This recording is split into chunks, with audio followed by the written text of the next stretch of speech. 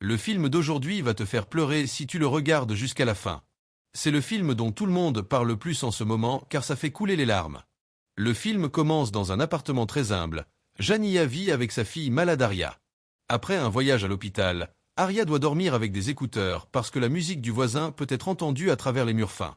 Il se réveille tôt et Jania baigne Aria tout en lui rappelant de ne pas jouer avec son projet scientifique, puisqu'ils n'ont pas l'argent pour le réparer s'il se casse. Aria rappelle à sa mère que l'enseignant a demandé l'argent du déjeuner et Jania devient frustrée quand elle apprend que l'enseignant a humilié sa fille devant toute la classe. En sortant, Jania donne quelques pièces à Benny, un homme en fauteuil roulant. Sa propriétaire voit cela et lui crie dessus parce qu'elle n'a pas encore payé le loyer. La propriétaire lui rappelle qu'elle a déjà déposé l'expulsion. Alors Jania lui dit qu'elle apportera l'argent pendant sa pause déjeuner après avoir été payée au travail. En retour, Jania lui demande de dire aux voisins de baisser la musique. Mais la propriétaire refuse, disant qu'ils ont le droit parce qu'ils paient le loyer. Quand Jania dépose Aria à l'école, elle promet de lui apporter l'argent du déjeuner pendant sa pause. Elle dit bonjour au directeur, qui la regarde avec choc et confusion. Ensuite, Jania va à son travail au supermarché, qui est déjà plein de gens. Son patron Richard ne dit même pas bonjour et la presse de travailler parce qu'un des caissiers s'est déclaré malade. Richard et les clients l'insultent juste parce qu'elle marche à une vitesse normale jusqu'à son poste. Une femme essaie de payer toutes ses courses avec une carte de prestation et Jania explique que certains articles ne sont pas éligibles. La cliente se met en colère et part sans rien acheter, alors son mari jette une bouteille sur Jania en sortant. Richard se plaint du désordre et ordonne à Jania de le nettoyer rapidement avant que quelqu'un ne glisse. Les autres clients se plaignent aussi parce qu'ils doivent attendre plus longtemps. Pendant que Jania va chercher le matériel de nettoyage, sa collègue remarque combien elle souffre et essaie de lui prêter de l'argent. Cependant, Jania refuse parce qu'elle sait que son ami en a besoin aussi et qu'ils seront payés aujourd'hui de toute façon. À ce moment, Jania reçoit un appel de l'école parce qu'Aria n'a pas apporté l'argent du déjeuner et a une blessure suspecte. Jania leur dit qu'elle est tombée dans la baignoire, mais les enseignants restent méfiants. Richard trouve Jania au téléphone et la force à raccrocher. Alors Jania le supplie jusqu'à ce qu'il accepte de lui donner une pause de 30 minutes pour qu'elle puisse se précipiter à l'école pour résoudre le problème. Elle lui demande aussi son salaire, mais il refuse. Ensuite, Jania s'arrête à la banque pour retirer ses derniers 47 $ pour le déjeuner d'Aria, mais le distributeur indique « fonds insuffisants », même si elle a de l'argent sur son compte. La directrice Nicole explique que les distributeurs ne donnent pas d'argent si cela laisse le compte avec moins que le minimum requis pour le maintenir ouvert. Jania choisit de fermer le compte, mais pour ce faire, elle doit attendre dans une très longue file, alors elle part sans rien. Ensuite, Jania arrive à l'école et crie quand elle voit sa fille emmenée par les services de protection de l'enfance. Elle supplie pour la clémence et explique qu'Aria est malade, donc elle a besoin de médicaments spéciaux, mais elle est ignorée. Jania se lance dans une tirade, expliquant comment elle travaille à 2 emplois alors qu'elle fait une crise et entend un son strident dans ses oreilles comme si sa réalité s'effondrait. Après avoir pris le sac tombé d'Aria, Jania retourne au travail sous la pluie. Elle est tellement pressée qu'elle coupe accidentellement Oliver et manque de s'écraser. Oliver lui crie dessus et jette une boisson sur sa voiture.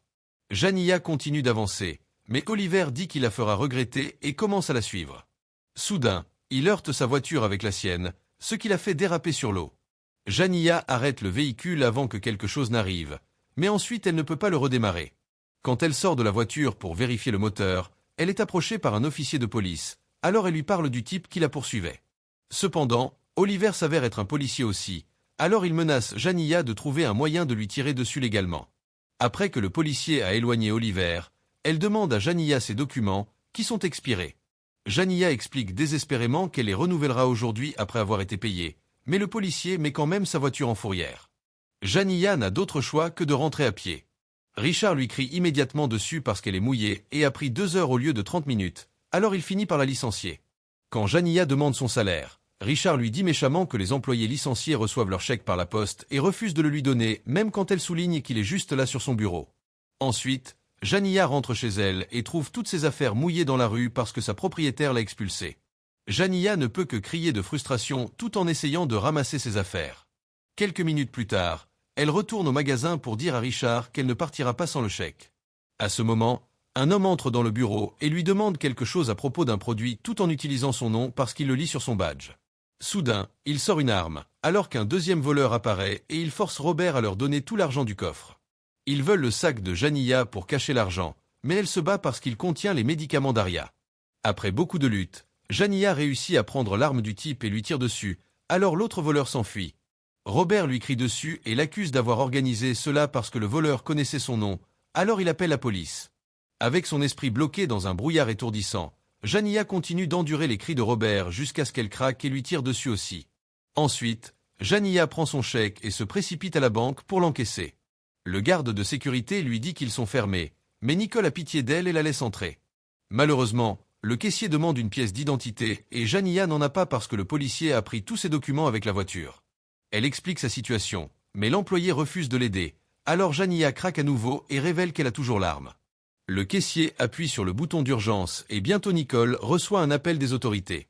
Elle décrit Jania pour eux et leur dit qu'elle a une bombe parce qu'elle a confondu le projet artistique d'Aria avec une bombe.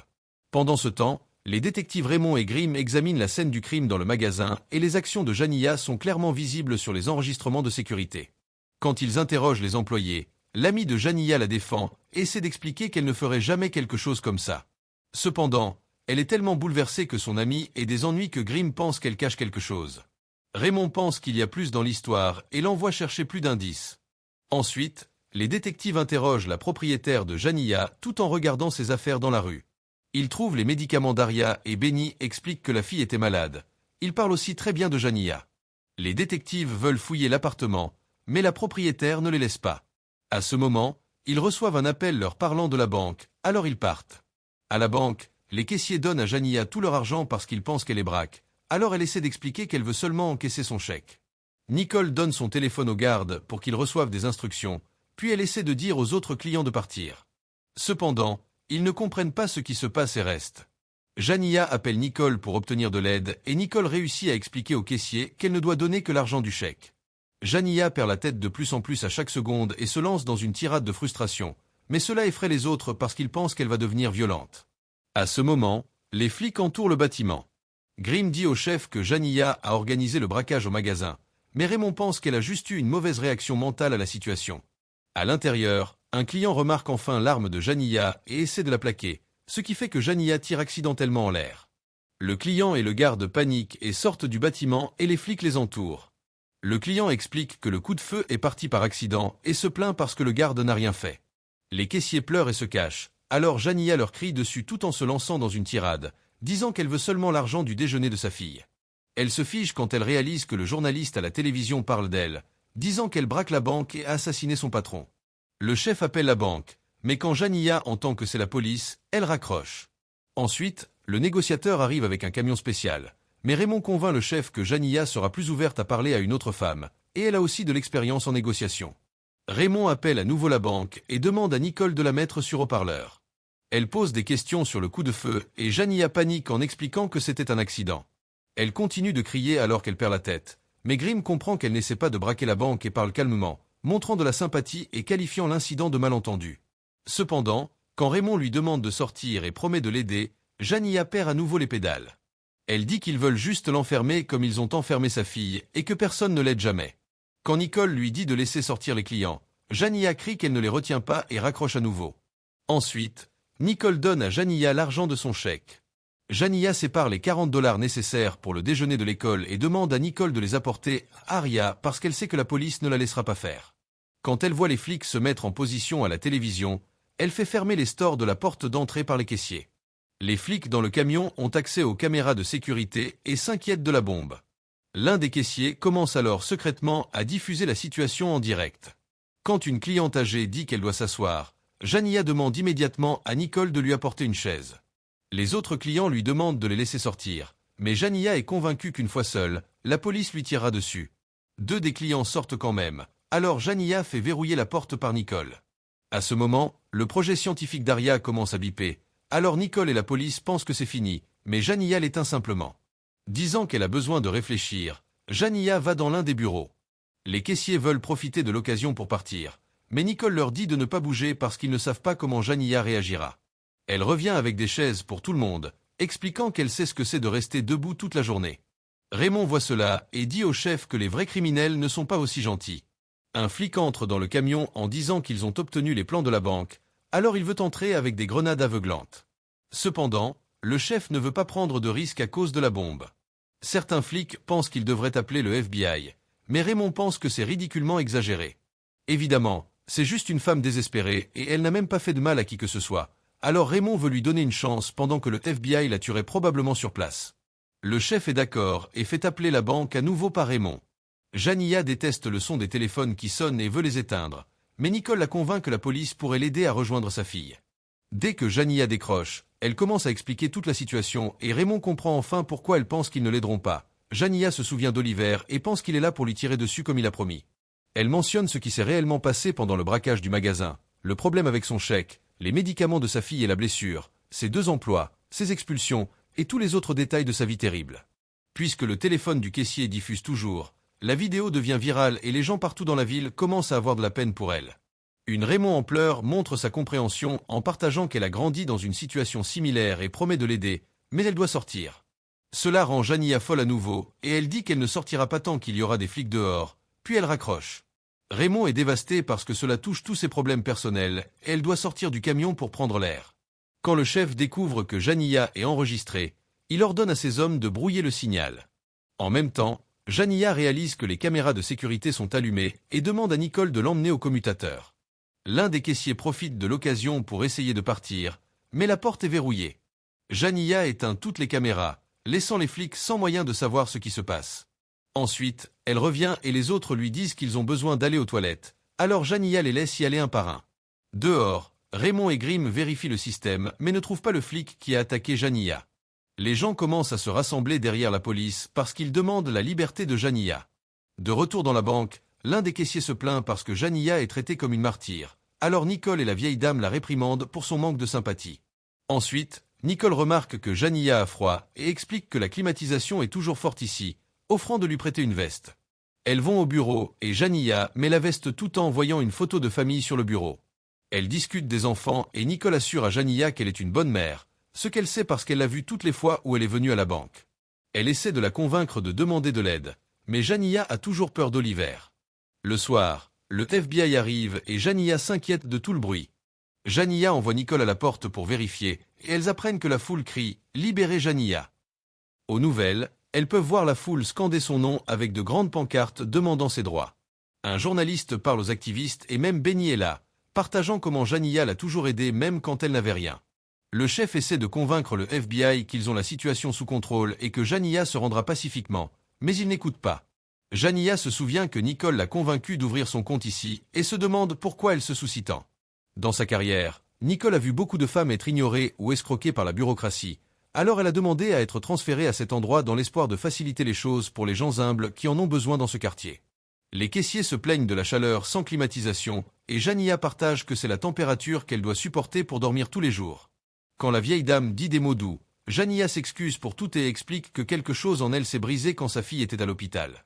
Parce qu'elle n'a pas d'assurance, les médecins n'ont jamais bien traité Aria, pas même pendant sa naissance prématurée. Elle ne se soucierait pas d'aller en prison s'il n'y avait pas Aria, puisqu'elle sait que les foyers d'accueil ne traiteront pas sa maladie.